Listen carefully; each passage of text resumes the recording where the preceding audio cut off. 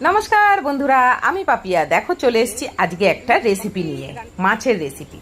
দেখো রুই মাছ তো কত রকম ভাবে রান্না করে খাই।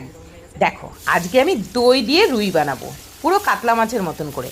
আর একদম দাঁড়াও দাঁড়াও দাঁড়াও, কেউ চলে যেও না। একদম সামান্য উপকরণ দিয়ে বানাবো, যেগুলো তোমার ঘরে সব সময় থাকে।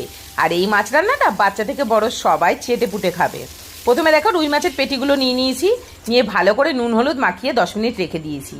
দিয়ে এবার তেল গরম হয়ে গেছে, মাছগুলো ভেজে তুলে নিয়েছি। ভাজার পর ওর মধ্যে জিরে আর গোটা গরম মশলা ফোড়ন দিয়ে দিয়েছি। দিয়ে তারপরে ওর মধ্যে দিয়ে দিলাম আমি টমেটো, পেঁয়াজ আর 2টো পাকা কাঁচা লঙ্কা পেস্ট করে দিয়ে দিয়েছি। এবার নুন হলুদ চিনি দিয়ে এবার ভালো করে মশলাটা একটু হালকা আগুনে ভেজে নিতে হবে, যাতে পুড়ে না যায়। এইবার ফ্যাটানো টক দই দিয়ে দেবো, দিয়ে বেশ কিছুক্ষণ একটু নাড়াচাড়া করে নেব। আর তারপরে মশলার বাটিটা ধুয়ে সামান্য একটু জল দিয়ে দেবো। আর ফুটে উঠলে এই ভাজা মাছগুলো দিয়ে দাও, ব্যাস। তারপরে গপ গপ গপ গপ গপ গপ করে ফুটতে দাও ফুটতে দাও ফুটতে দাও। নামানোর আগে নুন মিষ্টিটা চেক করে নামিয়ে ফেলো। কি বন্ধুরা, দেখলে তো বাচ্চা থেকে বড় সবাই কেরম চেটে পুটে খাবে। এতে না আছে বেশি